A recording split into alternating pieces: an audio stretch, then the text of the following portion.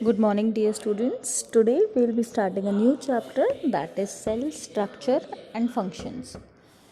Okay, so this is your chapter 8, that is cell structure and functions. We will be studying a part of it today. So, the introduction of the chapter says that you have already learned that things around us are either living or non-living. जैसा कि आप जानते हैं, आपने पढ़ा हुआ है कि हमारे जो आसपास चीज़ें होती हैं या तो ये लिविंग होती हैं या नॉन लिविंग होती हैं. Further you may recall that all living organisms carry out certain basic functions. And can you list these functions? जैसे कि जितने भी लिविंग ऑर्गेनिजम्स होते हैं they carry out certain basic functions. अब क्या आप इनमें से कुछ फंक्शंस लिस्ट आउट कर सकते हैं? Different sets of organs perform various functions you have listed. Okay, in this chapter you shall learn about the basic structural unit of an organ which is the cell. अब आप इस chapter में जो basic structural unit है किसी भी organ की जो कि सेल है, आप उसके बारे में पढ़ेंगे. सेल्स में बी कंपेयर्ड टू ब्रिक्स. जो सेल्स होते हैं आप उनको ईंटों से भी कंपेयर कर सकते हैं, बिकॉज जैसे ईंटें असेंबल करी जाती हैं एक घर बनाने के लिए, वैसे ही सेल असेंबल किए जाते हैं एक बॉडी स्ट्रक्चर बनाने के लिए. Okay, so bricks are assembled to make a building. Similarly, cells are also assembled to make the body of every organisms. ठीक है स्टूडेंट्स, अब हम आगे पढ़ते हैं कि सेल क्या होता है और आगे क्या क्या चीज़ें आती हैं. आइए चलिए. So student, what is cell?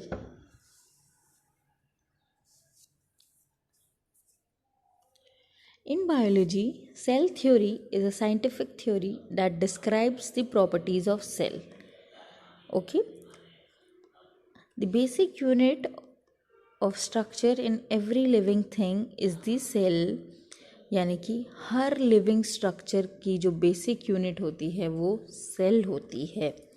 And the initial development of the theory during the mid-17th century was made possible by advances in microscopy. The study of cell is called cell biology. और जो हम cell की study करते हैं उसको क्या कहा जाता है? Cell biology. ठीक है. Cell theory is one of the foundation of biology and the three parts of cell theory are as described below. Cell is the basic structural and functional unit of life, and all living organisms are composed of one or more cells.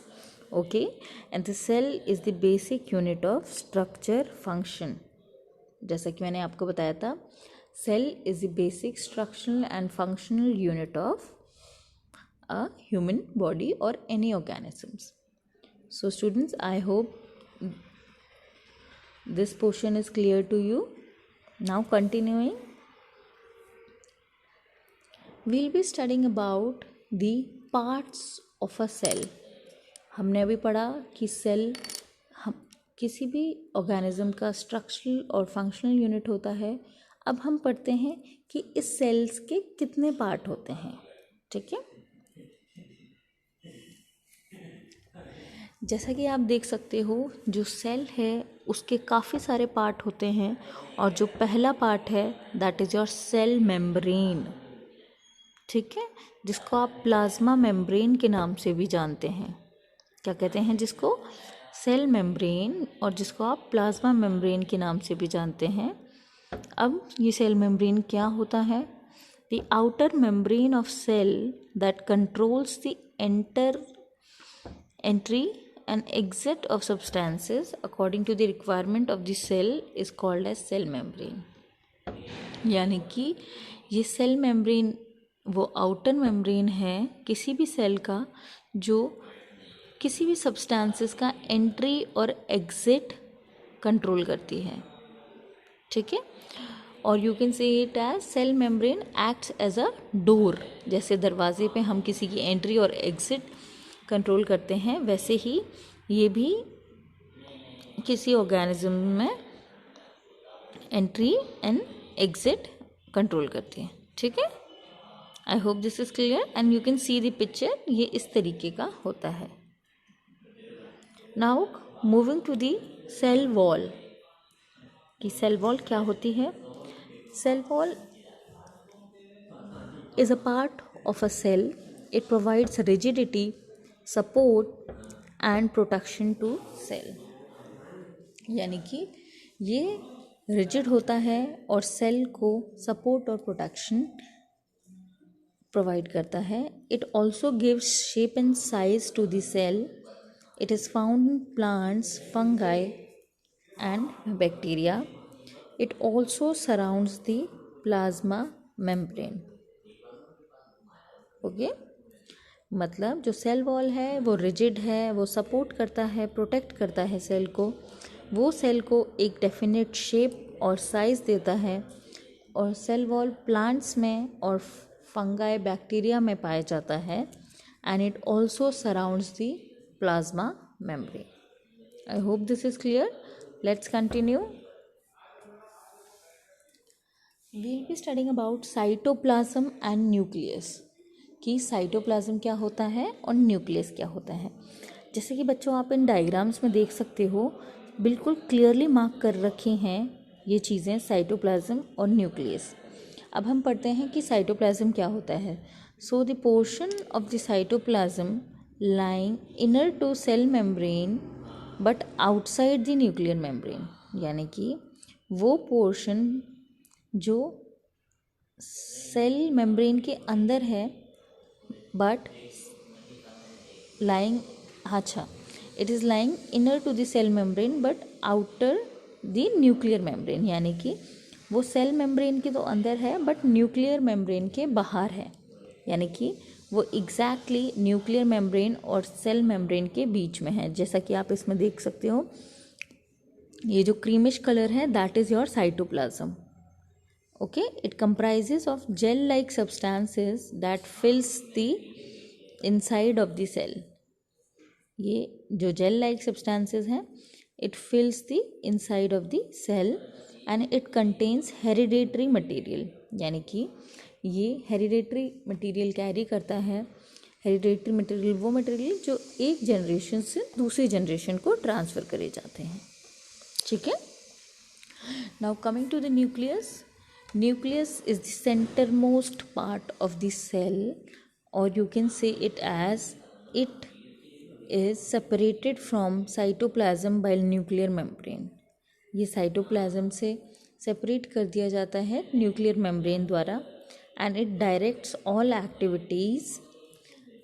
Nucleus ये मानिए जैसे body में heart है, वैसे ही एक cell में nucleus है. Okay, and it contains the genetic material that is DNA. ये जेनेटिक मटेरियल कैरी करता है दैट इज DNA. ठीक है, आगे बढ़ें. Now will be studying about the nuclear membrane and chromosomes. Nuclear membrane क्या होता है और क्रोमोसोम्स क्या होते हैं. They are also part of a cell and it surrounds nucleus. Nuclear membrane is made up of two layers. Okay, as you can see in this picture, openings allow material to enter and leave nucleus. So nuclear membrane are the openings which allow material to enter and leave the nucleus. ठीक है बच्चों, this is additional, it is not in your book but for your knowledge I have been adding this slide in your presentation. Okay, and the next one is chromosomes. Chromosome, it is made up of DNA and present in nucleus. हमारे जो nucleus होता है उसमें ये present होता है and you can see the part in the picture also. It is responsible for the inheritance of characters from one generation to another as it contains DNA. और आपको पता है कि it also inherit the characters from one generation to another generation, यानी कि जो हमारी characteristics हैं वो हमारी आने वाली जनरेशन को भी ये ट्रांसफ़र करता है. ठीक है. I hope this is clear. So shall I move further, continuing with the topic. The next one is mitochondria. ठीक है. Mitochondria are the rod shape और स्पेरिकल स्ट्रक्चर्स. जैसा कि आप देख सकते हो ये थोड़ा लॉन्गिट्यूडनल है, रॉड शेप है, spherical structures, and it is also responsible for cellular respiration which produces energy for different activities. ठीक है. ये सेलुलर रेस्पिरेशन के लिए रिस्पॉन्सिबल है, जिसकी वजह से जो एनर्जी जनरेट होती है it is been needed for different activities. So it is called powerhouse of cell. ठीक है.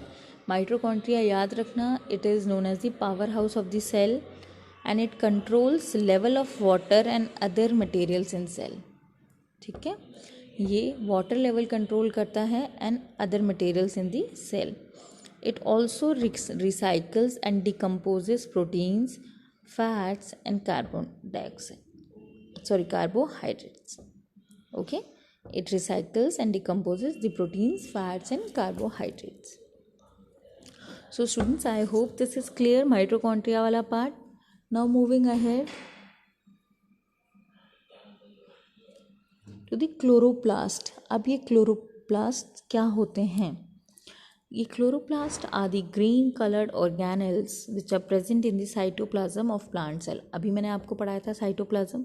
ये साइटोप्लाज्म के अंदर क्लोरोप्लास्ट प्रेजेंट होते हैं and they are green coloured organelles and the process of food making by plants known as photosynthesis takes place in chloroplast. Okay. ठीक है. अब आपको पता है कि जो फोटोसिंथेसिस प्रोसेस होता है it also takes place in chloroplast and the green colour of chloroplast is due to the presence of a green pigment called chlorophyll. ये चीज़ें आपने अपनी पिछली क्लासेस में भी पढ़ी होंगी, that the green pigment which is present in the leaves is also known as chlorophyll. So the chloroplast will not be found in the roots of a plant. Chloroplast कभी भी रूट्स में नहीं मिलता है. And the organelles containing pigments color matter present in the cytoplasm of a plant cell are called plastids. अब plastids क्या होते हैं? They are the organelles which is containing pigments, यानी कि वो organelles जो colored pigments carry करते हैं in the cytoplasm of a plant cell. ठीक है. And the plastids containing green pigments chlorophyll are known as chloroplast. Okay students, I hope this is clear कि chloroplast are the plastids which contain green pigment, यानी कि जो chlorophyll carry करते हैं they are known as chloroplast. अब हम इसकी picture देखते हैं. The green color of leaf is due to the presence of the green coloured plastids that is chloroplast in its leaf. जैसे आप देख सकते हो ये लीफ है ग्रीन कलर की जिसमें कि क्लोरोप्लास्ट प्रेजेंट होता है which is responsible for its green colour. Okay. I hope this is clear. Moving ahead to the large vacuole. अब आपका जो लास्ट पार्ट आता है पार्ट्स ऑफ सेल में वो है लार्ज वैक्यूल्स. कि लार्ज वैक्यूल क्या होते हैं? Vacuole is a space, vacuole का मतलब ही होता है is a space in the cytoplasm of a cell which is enclosed by a membrane. Okay. And it usually contains substances dissolved in water. What does it contain? It contains the substances dissolved in water.